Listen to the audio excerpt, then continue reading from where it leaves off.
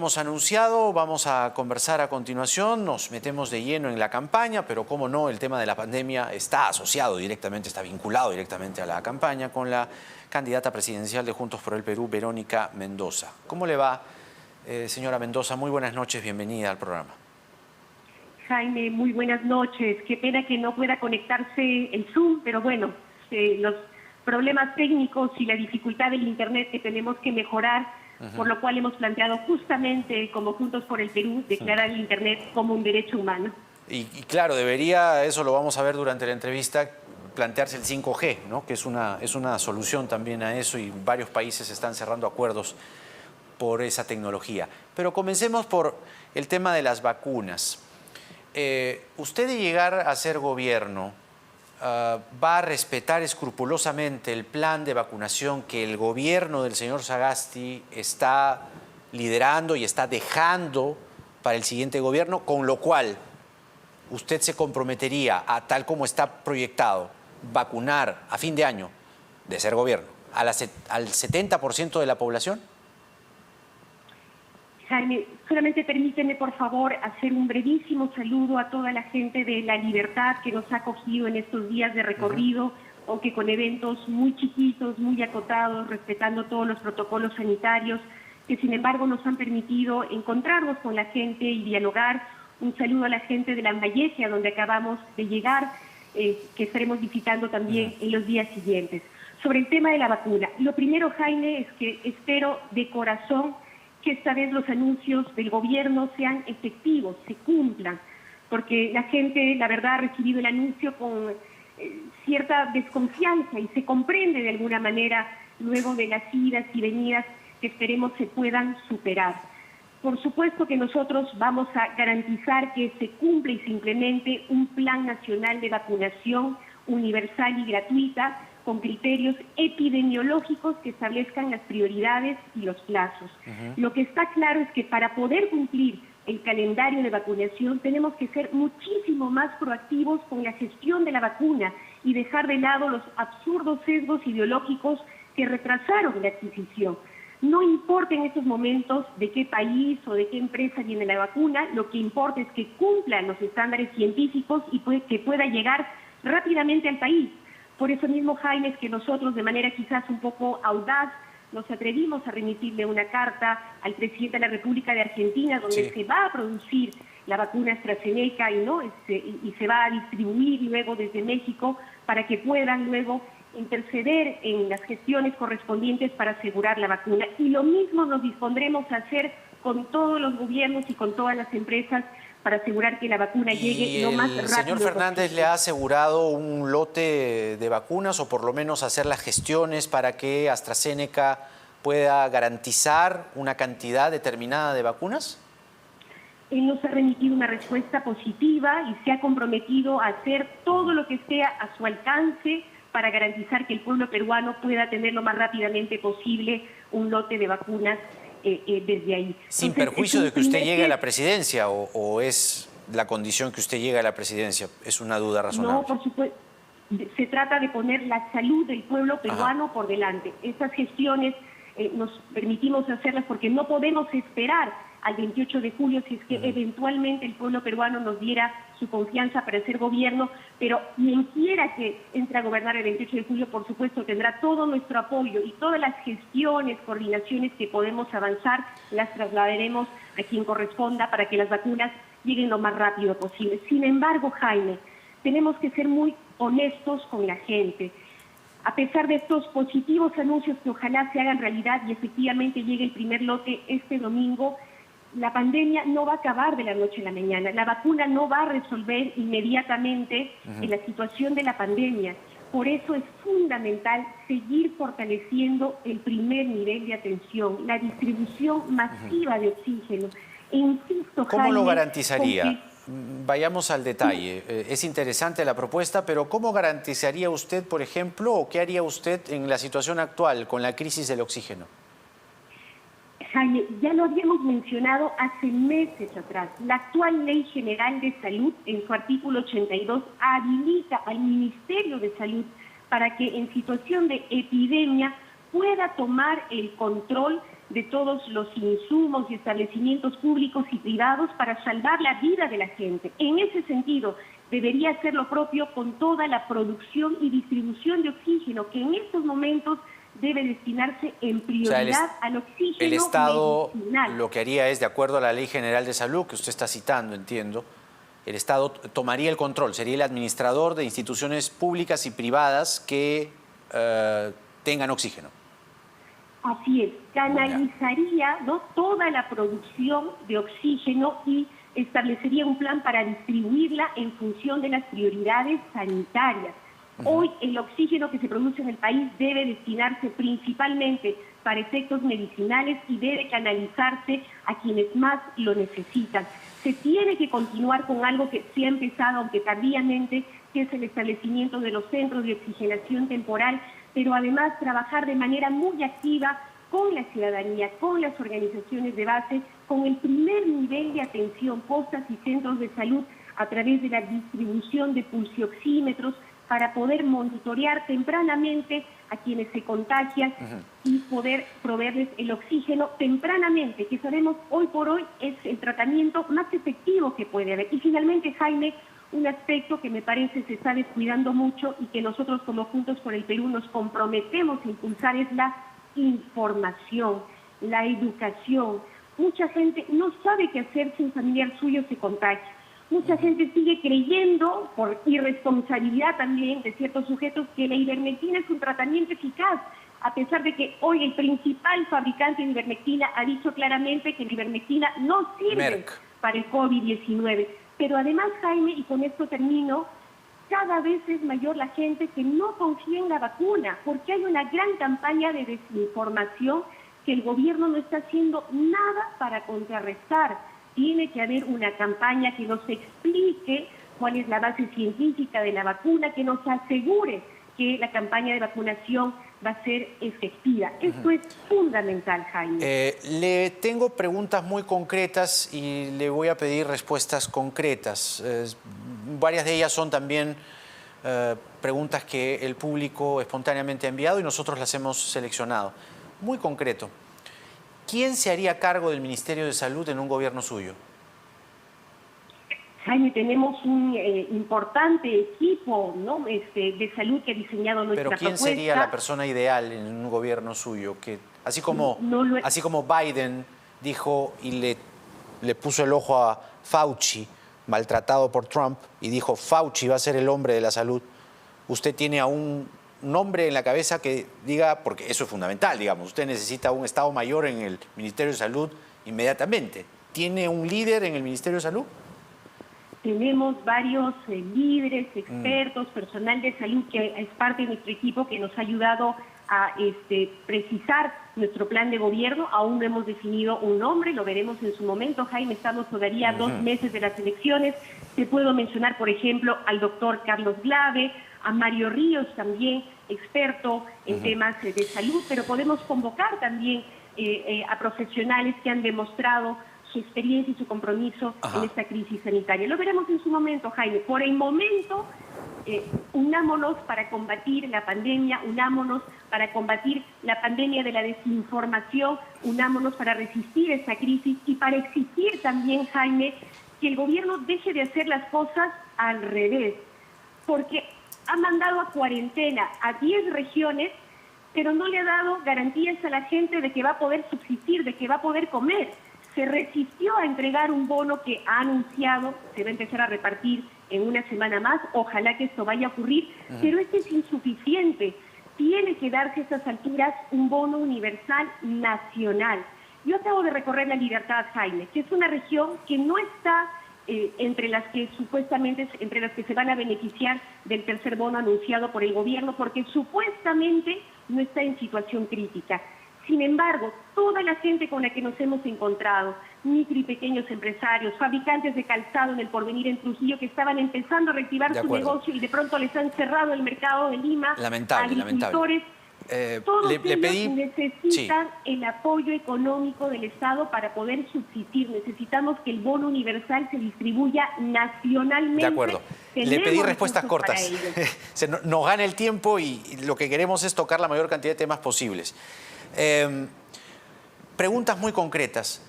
¿Cuál será la participación del empresariado en un gobierno suyo?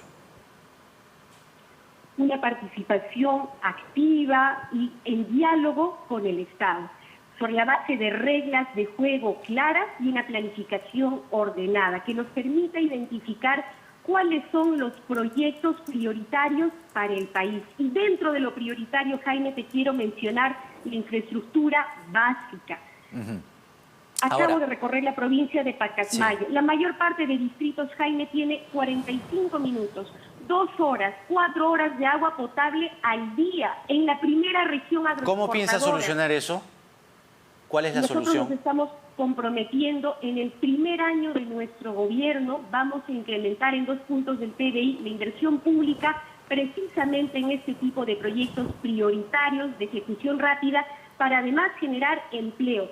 Eso sí, Jaime, en el marco de un Plan Nacional de Infraestructura, donde estableceremos claramente las prioridades y los inversionistas privados, los empresarios podrán saber claramente dónde pueden invertir. Serán nuestros aliados estratégicos para cerrar esas brechas de infraestructura, para generar empleo, no con arreglos bajo la mesa, no con club de la construcción, maletines o loncheras dando plata para financiar la campaña para que luego el gobierno de turno les dé obras a dedo. Ya no más, Jaime, sino con un plan claramente diseñado de infraestructura en función de lo que necesita la gente. Con nosotros, el empresariado tendrá reglas de juego claras y prioridades claramente establecidas. Hay quienes, sobre todo sus detractores, pero esas opiniones se propagan, hay quienes sostienen que usted convertiría al Perú en un satélite de Venezuela y Cuba. ¿Cuál es su respuesta? Jaime, lo he dicho una y otra vez y lo repito con la misma convicción. Nosotros no nos vamos a someter a la política internacional de ningún país y no vamos a calcar ningún modelo. El Perú tiene su propia historia, su propia potencialidad, un pueblo creativo, trabajador.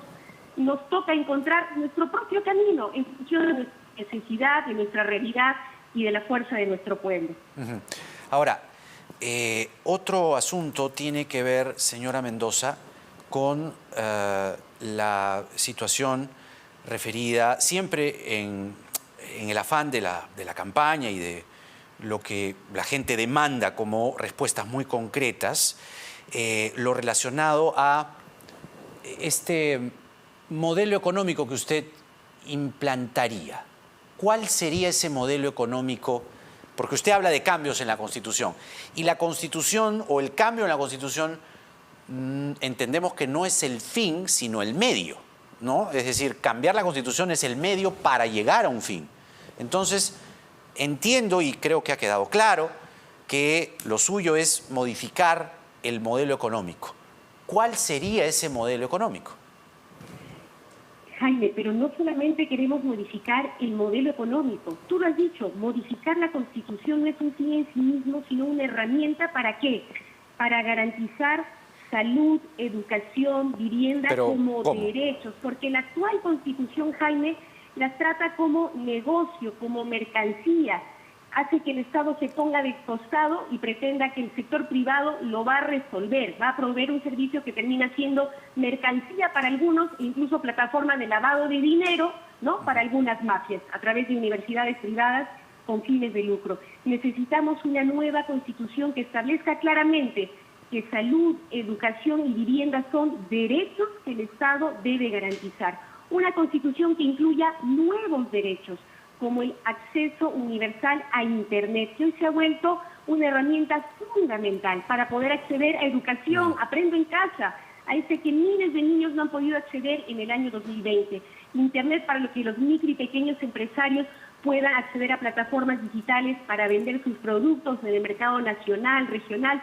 Una nueva Constitución, Jaime, que también le dé centralidad, importancia estratégica al medio ambiente, a la protección de nuestras fuentes de agua que hoy se están secando. Hay quienes observan, permítame la interrupción, tenemos que ponerle centralidad. Hay quienes observan que todo lo que usted ofrece es razonable, pero señalan, y esto nos gustaría que usted pueda explicarlo brevemente para pasar al siguiente tema,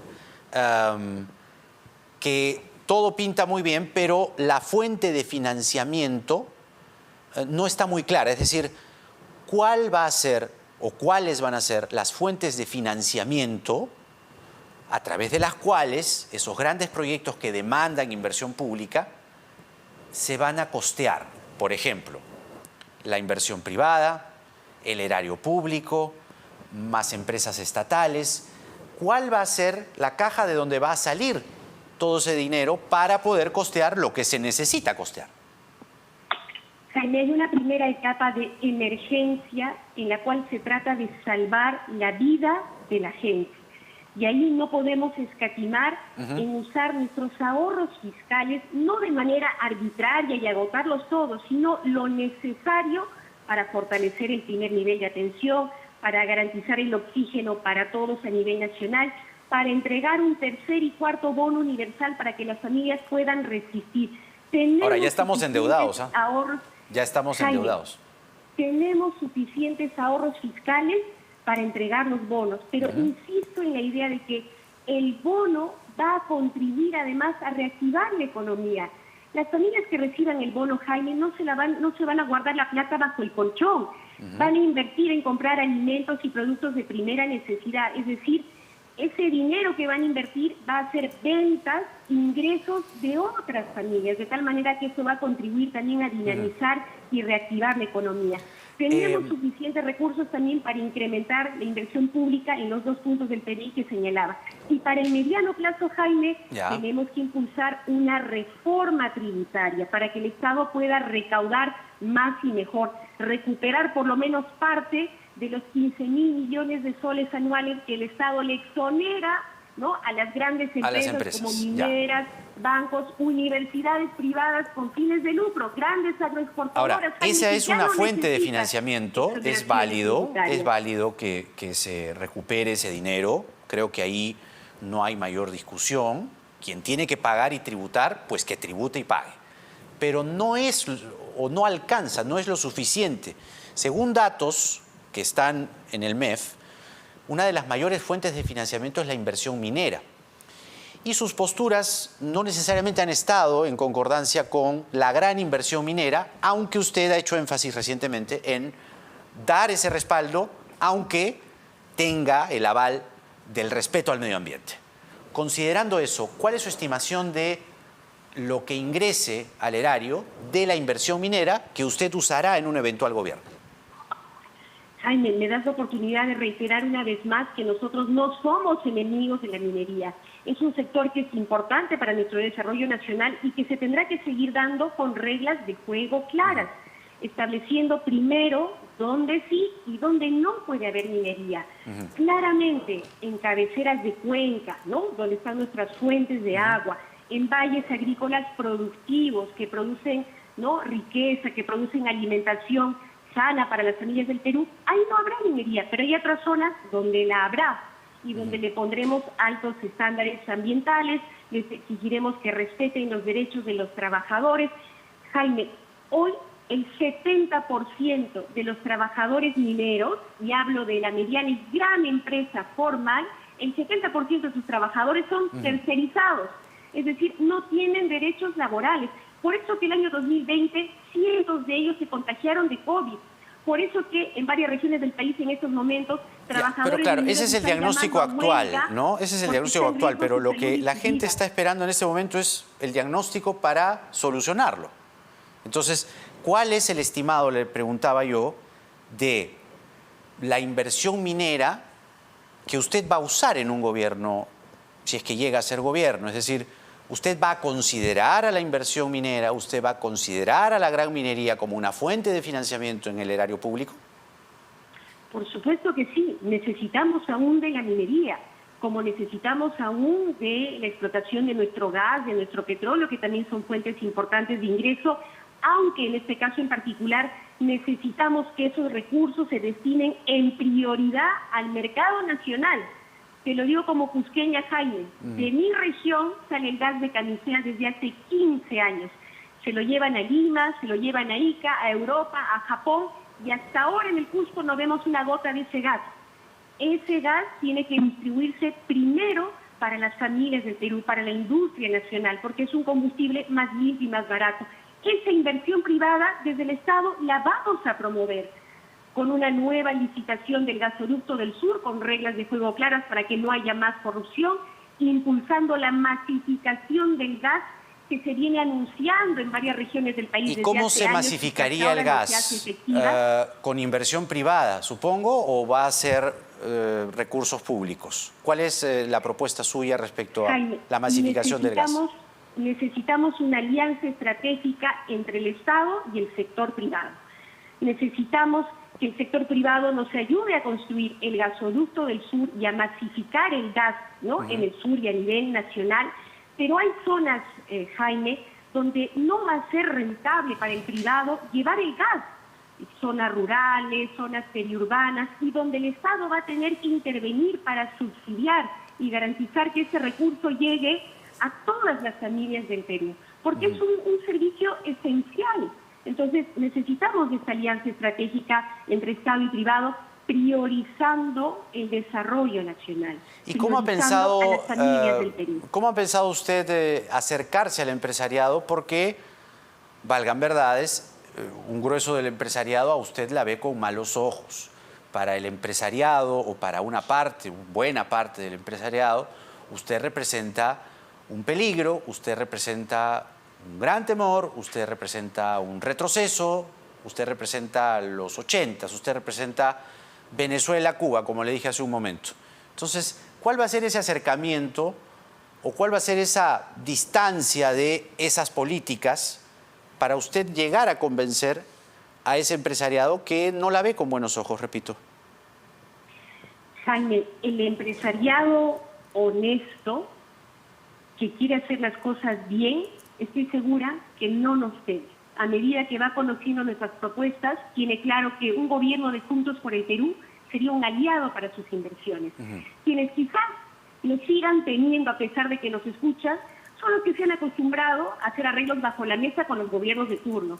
Son los que se han acostumbrado a financiar en maletines y loncheras a sus candidatos favoritos para que luego les devuelvan el favor con obras a dedo o leyes a medida. Son los que se han acostumbrado a lucrar a costa de la salud y de la vida de la gente, abusos que nosotros no vamos a permitir. Son los que se permiten tener concentraciones oligopólicas o monopólicas que nosotros vamos a combatir promoviendo la competencia, como en la distribución de GLP, por ejemplo, como en las cadenas de farmacias o en la banca. Tenemos que promover la competencia, es decir, participación de más empresas, de más inversionistas, para que en la competencia los precios puedan bajar para beneficio de la ciudadanía y de las familias. Muy bien, señora Mendoza, el tiempo se nos está agotando. Vamos a terminar esta entrevista esperando tenerla luego para ir complementando y actualizando de acuerdo a cómo se desarrolla también la situación en el país. Pero nos gustaría terminar con lo que hacemos con todos los candidatos presidenciales, que es algo que se llama ping-pong, que creo que la otra vez lo hemos hecho con usted, pero recién estábamos en los pilotos. Digamos que ahora lo tenemos un poco más estructurado. Si nos permite, la idea es, por favor, respuestas muy cortitas. Es como, yo le suelto una idea y usted devuelve una idea. No es para explayarse tanto. ¿De acuerdo? O sea que vamos, a ver. De acuerdo, Jaime. George Forsyth en el debate sobre educación. Aburrido. Marisa Glave e Indira Wilka. Necesarias para la transformación. Usted y las agendas de Nadine Heredia. Una farsa que se cae a pedazos. Vladimir Cerrón. Un machista. Pero estuvo con él. Sendero Luminoso. Un dolor al país que debemos dejar atrás y que nunca más se debe repetir. El MRTA. Nunca más. Nunca más. Susana Villarán. Una decepción. Los empresarios. Aliados estratégicos del desarrollo nacional. Los honestos. Expropiar. Solamente si es estrictamente necesario para algunos proyectos de inversión, como lo establece la ley y como se hace todos los días, Jaime. Perdona que me haya extendido un poquito. Muy bien, no, era importante tener la idea a flor de piel. Le agradecemos, señora Mendoza, por esta entrevista y que tenga usted muy buenas noches. Hasta una nueva oportunidad. Aquí, Jaime. Muchas gracias. Buenas noches, muchas gracias. Hasta luego. Verónica Mendoza atendiéndonos las preguntas que, vamos, los temas siempre se van a quedar pendientes. Por ejemplo, se nos quedó por el tiempo, porque viene Luis Roel luego de la pausa, se nos quedó pendiente el tema del sistema de pensiones. Es un tema importantísimo. Ahora con el proyecto de Carmen Omonte. Pero en fin, van a haber más días, más semanas para tratar este y otros asuntos. Vamos a la pausa y, como les decía, regresamos con Luis Roel, segundo vicepresidente del Congreso, porque nada está dicho.